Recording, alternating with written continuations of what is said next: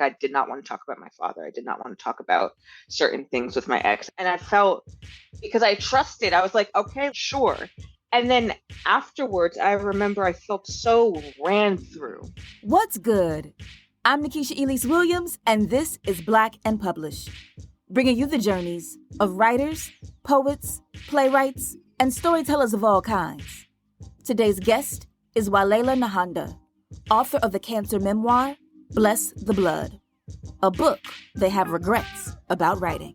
I think every single artist in any industry has this moment where you basically prostrate yourself for this art form. You crucify yourself for this art form. You give your all.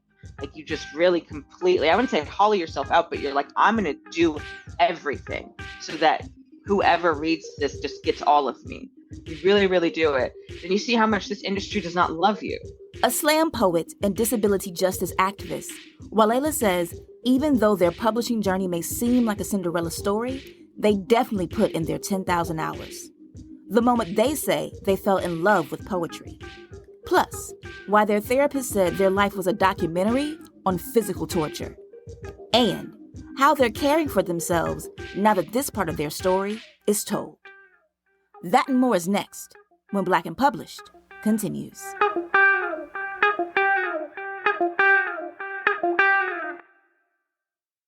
Walela, when did you know that you were a writer?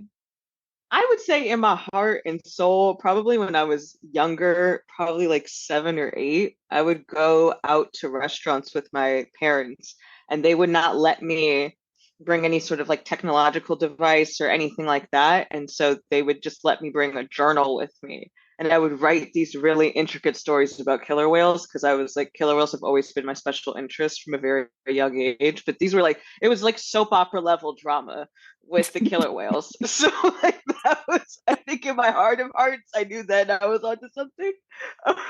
You said that in your heart and soul, that's when you knew. When did you know in your mind and in life? Because I saw you pause. Like there's 2 answers here. So I also want the second answer of when you really knew. Good for you for catching duality. I would say I never saw myself as a writer. And I say this pretty frequently in interviews. Like I was a performance poet is where I first started. And performance poetry is not accepted in literature. It's a different art form. It's a different craft. And it's not considered, what's the word? Highbrow. And so I think I would call myself that. So before I would say I was a writer, I would say I'm a performance poet, a spoken word poet, a slam poet. I do music. I would say that. So really, I guess when I got with my literary agent, I was like, I guess I do this. Like, I guess this is like my thing that I'd be a bit, I'm a Pisces, so I just be a bit just of the water flowing around. So I've had a few performance poets, slam poets on the show since the very first season. And I wonder, do you feel like in the performance poetry world, in that circuit, that slam circuit, where it's the performances and the competitions and everything, that you all are made to feel less than by the literati, so to speak? the literati, I like that word. It's very accurate. Oh my goodness. I would say yes. I think that's the intention.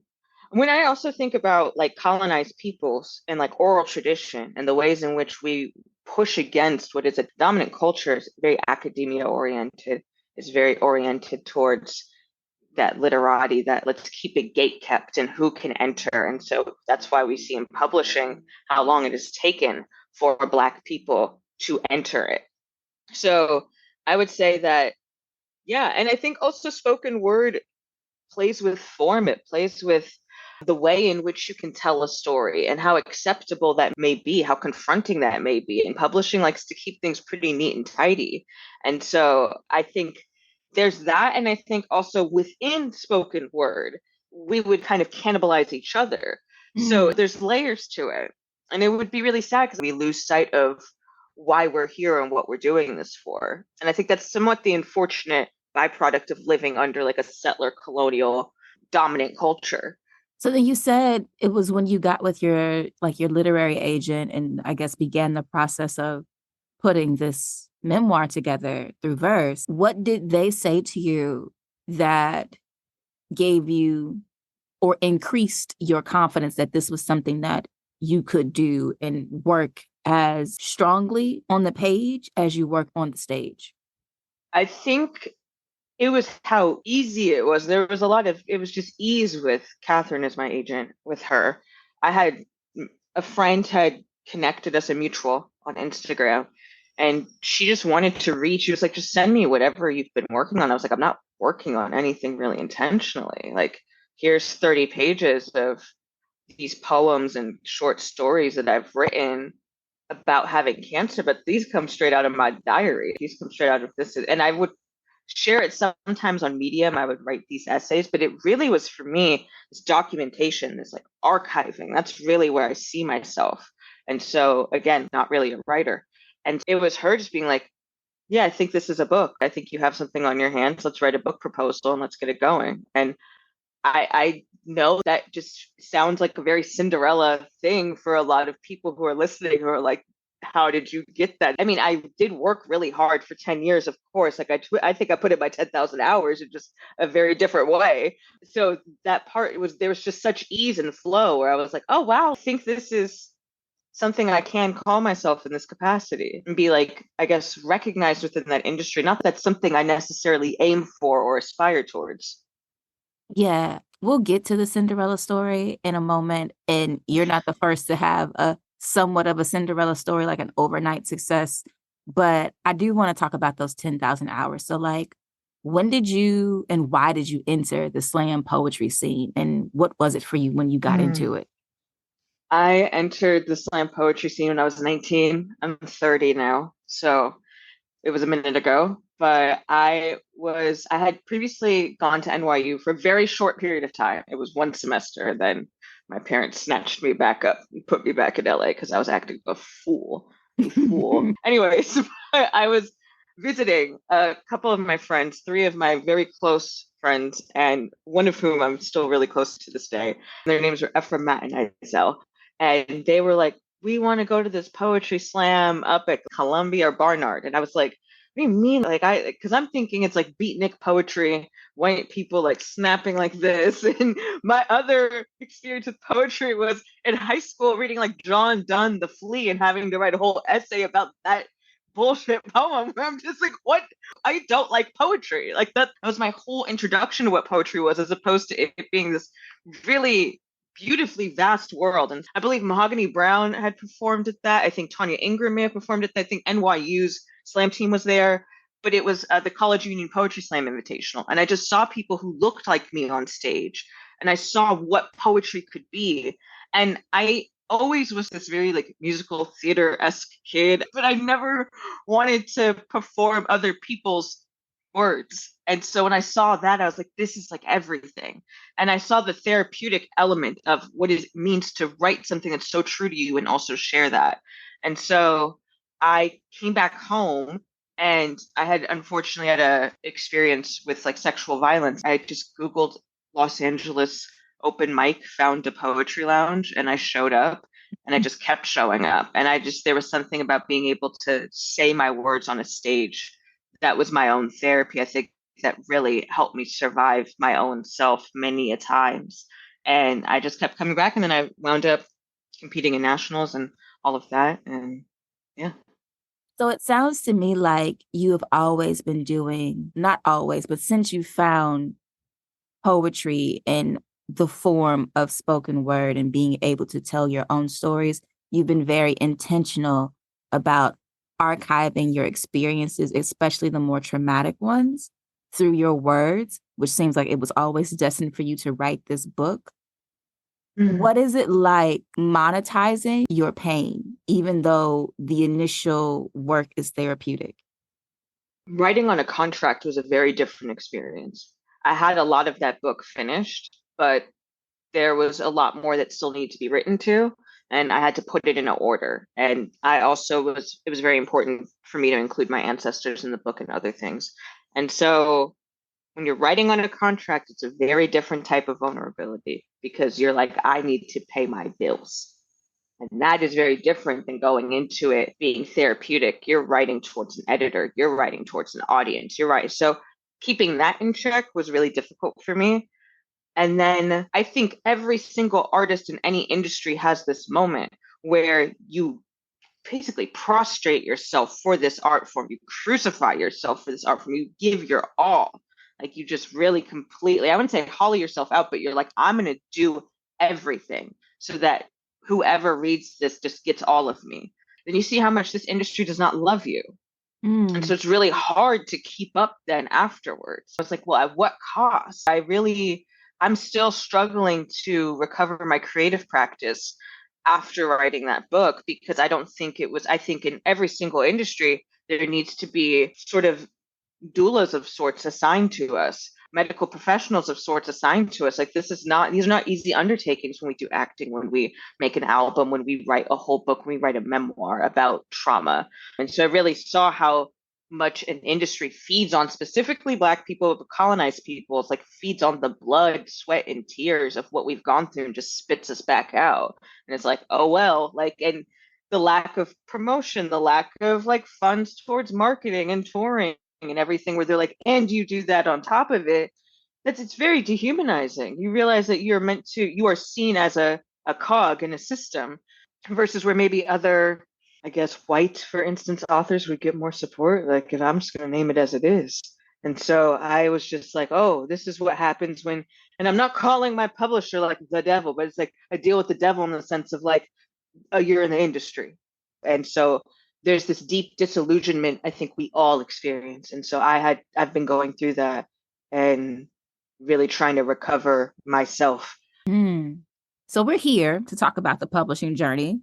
You said Hmm. it started with a connection through a friend on Instagram. You got with your agent.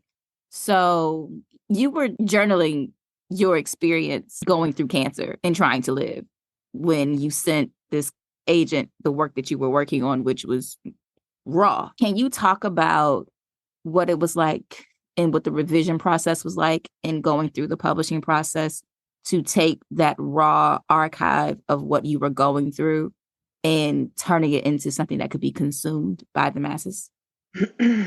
That was really tough. It was really hard for me. I think actually when we are working with editors, I think it's really important that we find really good matches. And that's something that I think we don't take time with as well. There's everything we're in a very like rush oriented society and get it done. Again, the world that I was in was not very cognizant of that. I was surviving a very traumatic end to a very problematic relationship, to a very harmful relationship.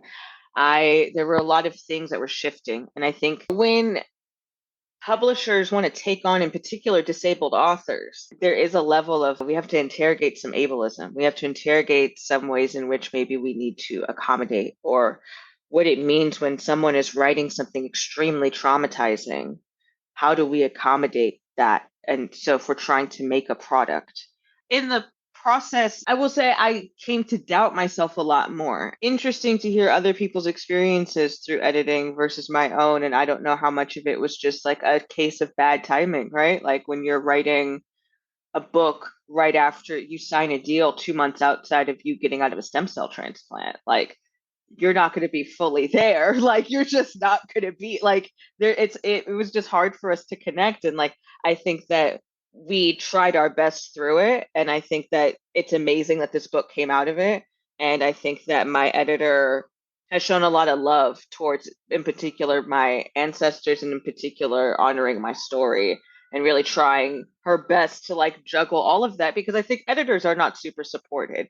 I think that it was very hard for me to reconcile that we were making a product out of me.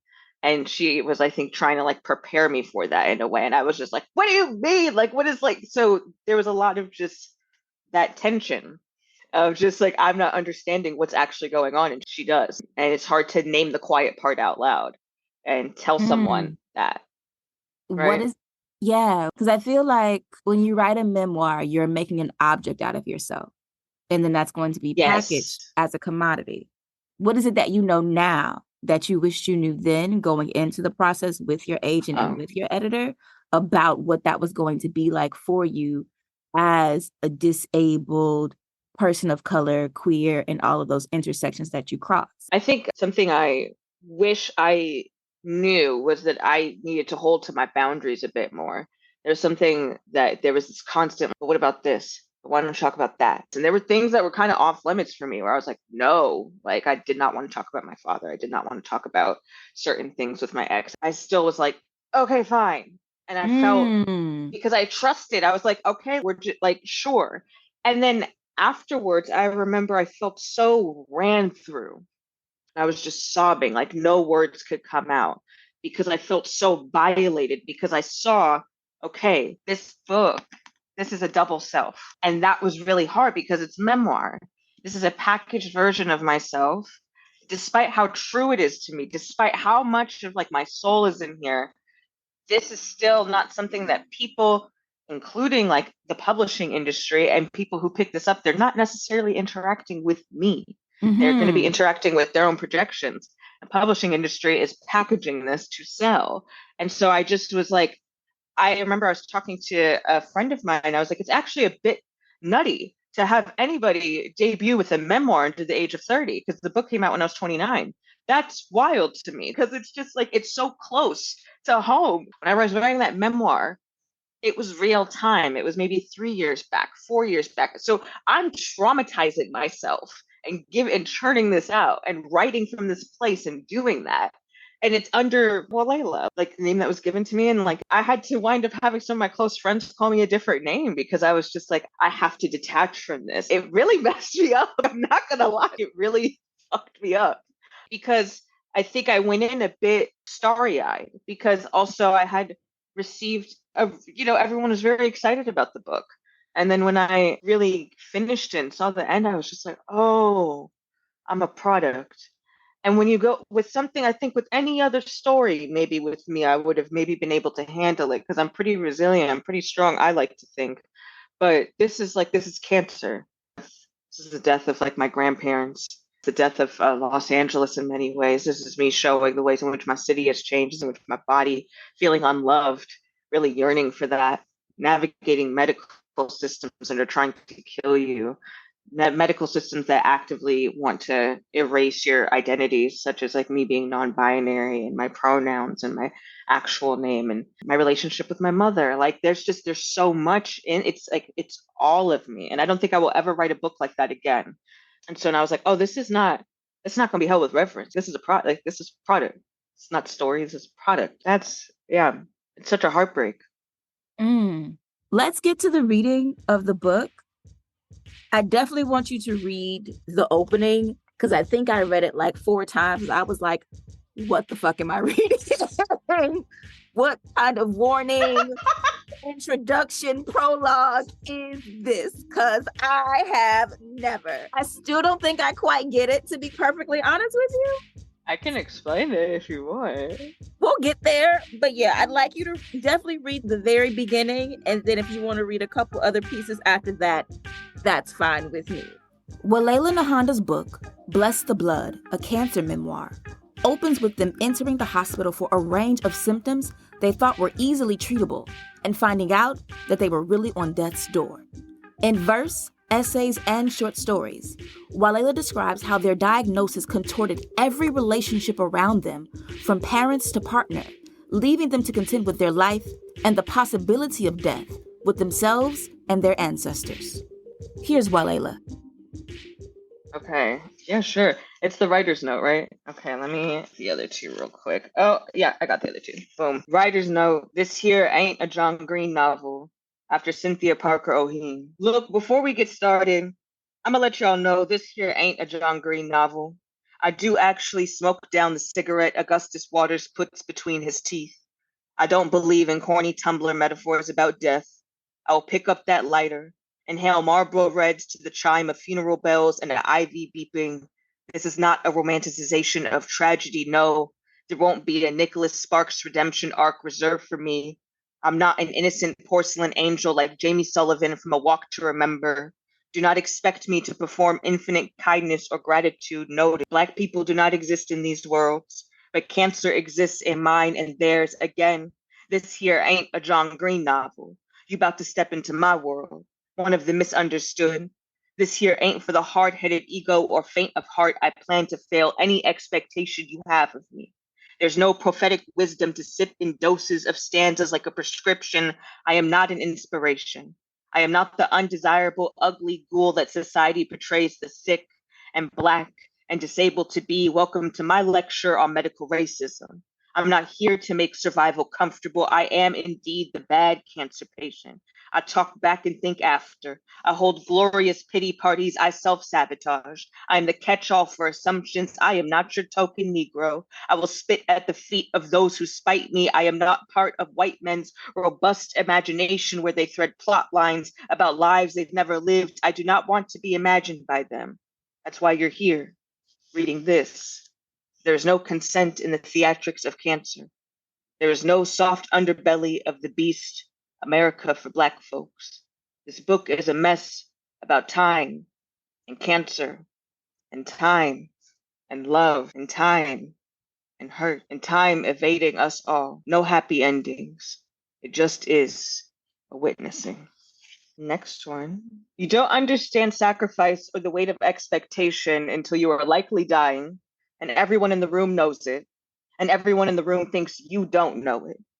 Hushed whispers on the other side of tissue paper curtains don't conceal the hospital being bleak and morose.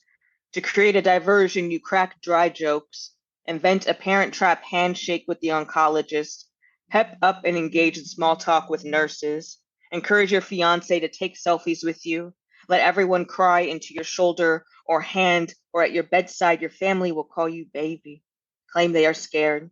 There will be even more family, cousins who you have not seen or spoken to in years. They will sing with jokes, making everything seem less real. Open your phone to messages from people you once hated, now apologizing to alleviate their own consciousness just in case you do die. You want to know, you need to make sure everyone knows you are okay. No, not just okay, that you are at peace. Even if you are suffocating from within the plastic bag of your own fear, you need those you love to be able to remember a truth you've concocted, a remedy for their healing. Walela was happy. They felt little to no pain. They died fighting, fists up, scowling, prepared for whatever it meant, arriving Earthside. Enemy of the State, dedicated in loving memory of Dr. Mutulu Shakur, 1950 to 2023, freedom fighter, leukemia warrior, and community health advocate. Black people are not people. Cancer is not for the human. It too is an idea. With diagnosis being called an ascension to enlightenment, no, the symptoms were never made into an inspiration. Cancer went from illness to metaphor, writers too lazy to make any other parallels about invisible forces of evil round up cancer as tribute. Society writes diatribes weaponizing cancer to awaken the imagination. Political orientation does not matter. Cancer was and still is the all encompassing vehicle for whatever is wicked, immoral, or corrupt. Cancer, an unexplainable, mean spirited phenomenon, ravishes anyone who will host it. To host it is to host an enemy of the state, to the people, a barrier to freedom. Cancer is a trained sniper to not only its hosts, but to everyone surrounding the host. As a patient, cancer is you versus it, but also the world versus it. The war on cancer is fine, but the cancer, lives inside you. By default, you are now an opposing force to the good of humanity. A therapist at my cancer support center asks me to draw what my leukemia looks like, and Black Crayola forges a web of tentacles riddle. If a Black person is an idea, and cancer is an idea, then will the illness ever be real? If you have so many ideas and hardly any rooted in reality, do the ideas have their own stories too? To be Black is to be a non-thing, barely animal.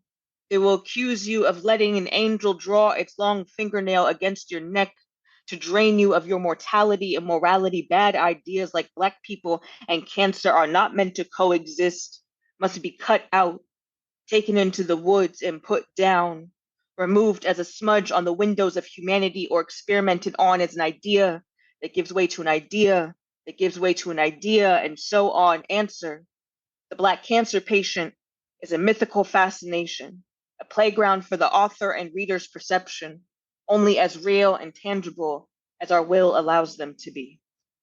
Thank you. So, listening to you read the author's note and having read the book, I get it now.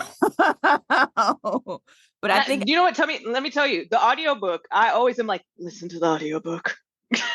for me, hearing you read it and then having read the book, you're prefacing everything that you're going to get into through poetry. But because no one knows what you're going to get into until you start turning the pages, like, what are we talking about? Was it the John Green bit? Probably. So I'm like, That white man. It's one of the really funny things when we pitched the book. Well, when my agent was talking to me, she's like, "How would you like describe this?" I was like, "Well, it's not a fucking John Green novel."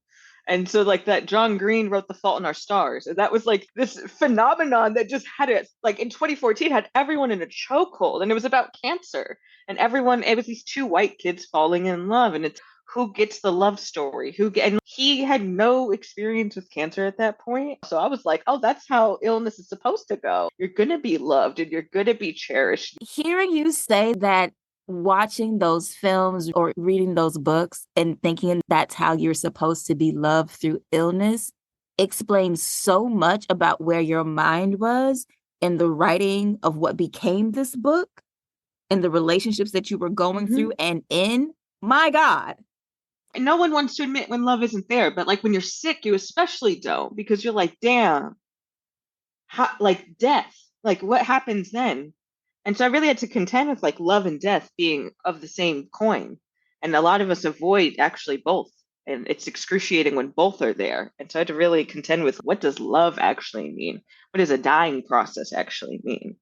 But thank you for saying that. It explains so much. And I guess I say that from having the perspective of being a few years older than you. So hopefully that equates to wisdom, but I won't say that out loud.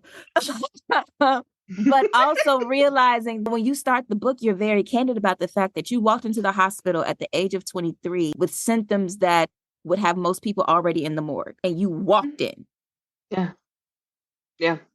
And were not expecting at all the diagnosis that you received. And there begins the start of this journey. And it was leukemia. It's a blood cancer. Reflecting back now on what you thought that experience was supposed to be and what it turned out to actually be for you living it, how are you doing? Very sweet question. Thank you. I really am the best that I've been, but it took a minute to get here. And I was just talking about this actually at Skylight when I did my another kind of like book event. There's a very specific love that's given to you when people think you're dying, and then you keep living. And then it's like, oh, wait a minute, it changes. And so then I'm like, must I be on the brink of death to experience just pure love? And I think that was more so telling about the relationships I was in than anything else. And so after writing the book, my whole life blew up in a way where I had to really redefine what it means to be in relation with people and for them to be in relation with me. And I get that give and take and that reciprocity and that just witnessing, I really do finally get to experience. In the piece, 7 Layers of Post-Traumatic Stress Disorder, you have this line on page 281 that says, "My therapist chimes in, calling my life a documentary on physical torture tied to a chair." One, did someone actually say that to you? My therapist said on the physical torture bit, yeah, but not Okay. being tied to a chair. I read that. I was like, your therapist called your life a documentary on physical torture? WTF? Like, The therapist and the psychiatrist I worked with at the time, though, they were like, we've never seen anything like this. They just were like, this is such an immense amount of trauma for someone to be holding. And so I remember my psychiatrist genuinely was like, this feels like I'm watching like Job in the Bible play out in real time. Like it's just, must I go through another trial over and over again? I was like, damn, that doesn't really make you feel better. But, yeah, I remember my therapist had likened me to a combat veteran.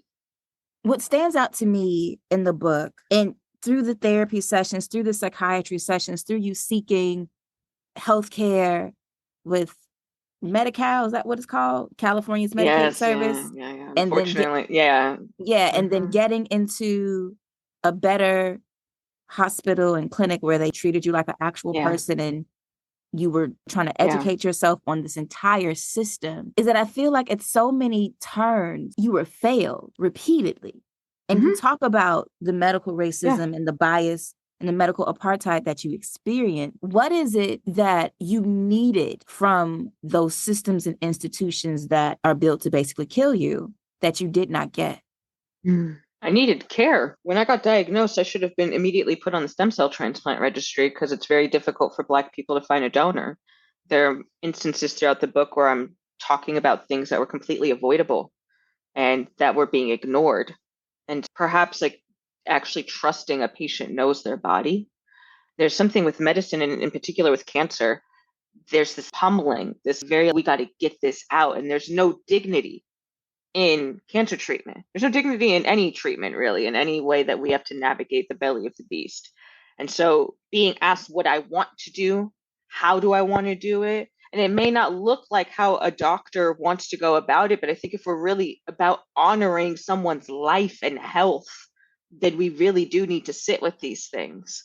I'm in supportive medicine now, which sometimes people will call palliative care, which supportive medicine is really just another doctor who's there to ensure that you are comfortable throughout. It does not mean that you are going into hospice or anything. And a lot of people don't know to ask for that early on. I think having a patient advocate, I think on a wider scale, care pods, having ways in which we ensure that the patient is actually cared for when they leave the facility too.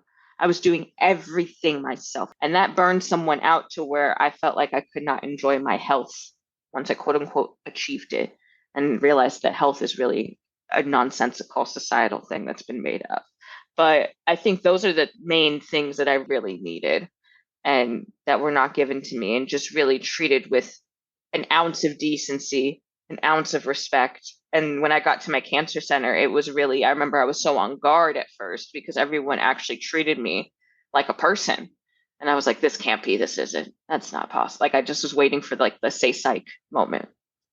Yeah, you say on page 349, when you've experienced so much trauma, even the best things will just feel as doom inspiring. And I could Mm-hmm. tell by the time that you got to the hospital and the center that treated you well, by the time that you did have a donor from another country that you've never met, that you were just like always tempering your criticism, waiting for the other shoe to drop. Were you ever Mm-hmm. able to release that way of living? When I stepped into the hospital, the transplant unit for my stem cell transplant, I think that was the moment I was like, okay, I really, stem cell transplant is it can go either way. There are people who have died from it or just get really long-term complications. And this was at the height of the start of the pandemic. And I am doing something where I am literally depleting my immune system entirely. And so I had to cross that threshold and really trust that City of Hope was going to hold me through it, but also trust that I may not make it out on the other side of this. I really had to just resolve that and just let that go. I might not be able to see the sun again. I might not be able to smell. This City of Hope is just around mountains. It's just very crisp mountain air. I may not be able to do things like how I did walking in. I chose transplant and I was like, and they're supporting me through this. And I remember those 31 days. Granted, it was like very isolating. I think that was still, it was a very spiritual experience for me. I remember I brought one of the Bibles of my ancestors and I was like, it's just going to be us and we're going to do it. Going back a bit to the author's note where you talk about, you're not the typical cancer patient. You cuss and you smoke and you do all the things that you probably shouldn't. Oh, It seems that I had the observation just reading the book that your spiritual practice and ancestor veneration, despite your self-destruction, is what hmm. truly kept you alive. Oh yeah, they don't play with me. They keep being like, and you're staying. Because among the many topics in the book is also your struggle and your journey with self-harm and suicidal ideation. And I think I'm assuming that is just from the kinds of relationships that you were in, going through the struggle of cancer, as your therapist and psychiatrist said, all of the trauma compacted upon one another just makes it easier to be like, you know what, let's not live anymore. And yet, in all of that, there was a part of you that held on to the love and the memories of your grandmothers and your grandfathers and your uncles and your aunt. What about their care and protection of you when they were Earthside and now that they are no longer Earthside, do you think really held you down when no one else did? It's really sweet because I actually don't typically do interviews where I'm sitting. I usually do it over towards my kitchen and I'm looking like directly at photos of them. This is my kind of little holy trinity, I call them, which is my papa, Dave Flowers, Jr., and then my grandma, Mary Flowers, and then my great aunt, her sister, Jenny Matthews. Those were the first times I ever felt love, and it did not need to be a trade-off of myself where I was very much witnessed as just me and it just was fine and it just is. It's something about older folks that just let you be. And they really also encouraged a lot of who I am and how I act. And I think that type of love never leaves, even when someone dies. And so that lived on in me, despite my grandfather dying when I was like 4 or 5 years old. My grandma died when I was 13, and my granny died when I was 16. I experienced a lot of death early on in my life. And I think they left a lot behind inside me to hold on to and keep something to keep me tethered here. And I think I reference in Heaven is at my grandma's house. I say she's seen revelations more times than I know and her and what it means to keep having to just push through it. When you get to the top of Mount Everest and you get to the bottom, it's like, damn it, there's another one. And she just kept going. Like that's just some level of I just have so much like reverence for them of just also contextually learning what my ancestors were going through, where a lot of them are fleeing the South and coming to Los Angeles. A lot of them are going through these things that, frankly, I'm not going to diminish what I've gone through, but frankly, I think there's something really unique and special that we have as a generation to be able to sit down and look backwards. A lot of our ancestors were like, we need to push forward because we cannot afford to look backwards. And I always felt that kept me tethered. Yeah, that piece, Heaven is at Grandma's House, is one of my, if not my favorite in the entire book. Now Thank that you. you're welcome. Now that the book is out and given all that we've Mhm. discussed, all that you've poured into these pages of your journey that you've now had to almost separate yourself from it, do you have any regrets? Yeah, I do. I Hmm. think that book shouldn't have been written when I was going through my stem cell transplant. I had 2 months out of the transplant ward and I signed a deal where I had deliverables. And when you go through stem cell transplant, you're given high doses of chemo and radiation to essentially get rid of all your blood cells. And then you're given stem cells from a donor. And all of that is engrafting. And it takes about a year to 2 to sometimes 3 years to heal from and to write through that and that fog and that haze was a very different experience. But I think with a body trying to heal and then I'm putting myself in these traumatized, right? It's almost counterintuitive to my healing process. So there are things like now where I'm like, I'm having a bit more issues, even sometimes with my own health or just my body is keeping the score, basically. That ironically enough, I think because it feels safe finally, because it's like, okay, book's out. So then I'm having these moments. And I think if anything, it's like my body communicating to me, like, we need to rest. So I think I would have waited some more. And I don't think I would have given as much. I think that's one of the most beautiful things about this book is that people get a lot more than they will ever get again from me about me. You got that for sure in the archive, but that is not happening again. So, Given that you've said that no one will probably ever get this much of you again, especially not on the page, what is it that you want mhm. readers who come to this text to take from it? I wrote this book for Black people. This is a love letter to young Black cancer patients. It's a very confronting book, I would say.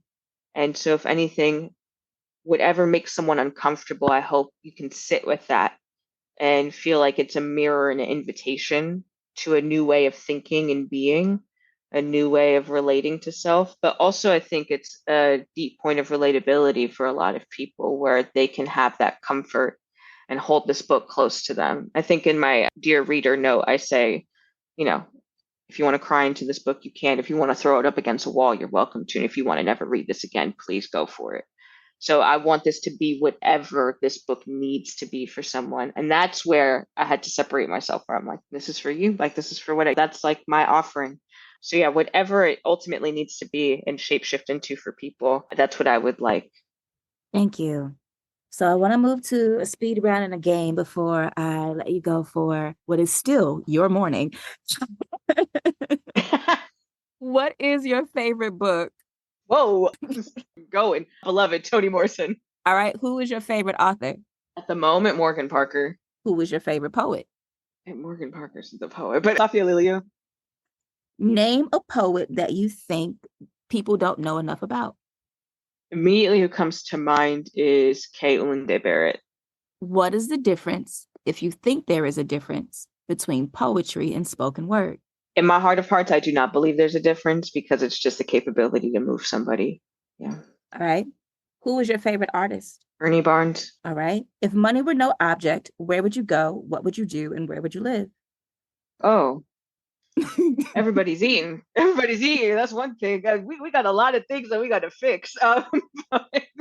Just gonna have a communal farm, live off the land. It's a whole that's a big one, but we're gonna be okay basically. Being able to actually live out the practices and values that come with care and wanting to lead an anti-capitalist life and a disability justice oriented life. I think I would do that with my friends and then hopefully other people and then say this is not a cult, right? Because that's always the scary part of communes is they turn into cults and shit. So that's the welcome banner actually. So, this is not a cult. This is not a cult. Yeah. It's really convincing that. And I'm still not drinking the Kool-Aid. Okay. Yeah, boom. Name 3 things on your bucket list. Come out with a poetry album. That's been a big one. Fall in love again. Yeah. And travel. I've not left the country since I was 8. So just travel. Just anywhere. I'm cool with it. Yeah.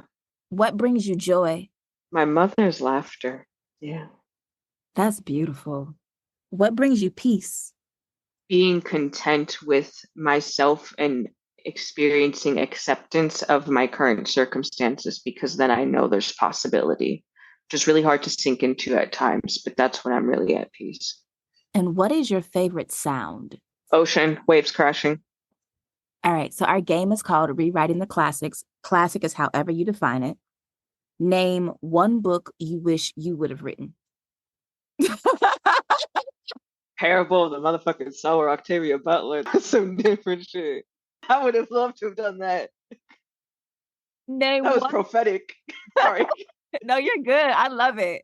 I love the enthusiasm. Name one book where you want to change the ending and how would you do it? You know what? If anything, on the Parable of the Sower tip, I think I would finish it because Octavia had died before the 3rd book came out. And Lauren Olamina goes into space, I believe. So I think I would finish that out. Yeah, there we go. So cheat code to that question. Finish the trilogy. All right. And then name a book that you think is overrated or overtaught and why. Beowulf, Seamus Heaney, because none of that makes any fucking sense. Not one bit of it. Not one bit. I think I had to read it twice in high school. I still didn't understand it. Yeah. Never. To this day, ask me what it's about. I don't know. Same with Heart of Darkness. All I know is that it's racist as hell. All I know is I was like, why would you hate Heart of Darkness with a passion? That is my answer for this question. The Heart of Darkness hurts. Why are we on this boat? Why are we in this jungle? What are we doing? I don't understand. Oh, if anybody ever wants to know what my answer was for this overrated question, that is it. Heart of Darkness, hands down. There's trauma there for me. I still feel away, as you can see. Yeah, I'm witnessing. Thank you. Final question for today. Walela, when you are dead and gone and among the ancestors, what would you like someone to write about the legacy of words and work that you've left behind? I would like people to say that I was perhaps a bit too confronting and honest, and maybe would not think about what I was saying. I'm giving myself a current eulogy right now. I would love for people to say that this was someone who genuinely archived what it meant to be here without concern or care for an audience or for palpability or anything like that. That's what I really hope is the takeaway and that people would say about me. And there's clear intention and care in the work that I do as well. Big thank you to Walela Nehanda for being here today on Black and Published. Make sure you check out Walela's memoir, Bless the Blood, out now from Kokila. And if you're not following Walela, check them out on the socials. They're at It's Walela on Instagram. And Walela is spelled Walela. That's our show for the week. If you like this episode and want more Black and Published, head to our Instagram page. It's at Black and Published, and that's BLK and Published. There, I've posted a bonus clip from my interview with Walela about how they're prioritizing rest after their book release. Make sure you check it out and let me know what you think in the comments. I'll holler at y'all next week when our guest will be Shaniqua Golding, author of the book A Black Girl in the Middle, Essays on Allegedly Figuring It All Out. I went to lunch, a colleague of mine, we went to go pick up our lunch, and I asked him, why did your parents name you what they named you? He told me. And he was like, yeah, you look like a Shaniqua. I do? He was like, yeah, like you give me Shaniqua vibes. What are Shaniqua vibes? Energy. And I was fully prepared for him to just give me all the negative connotations, because that's what I've always heard throughout my life. That's next week on Black and Published. I'll talk to you then. Peace.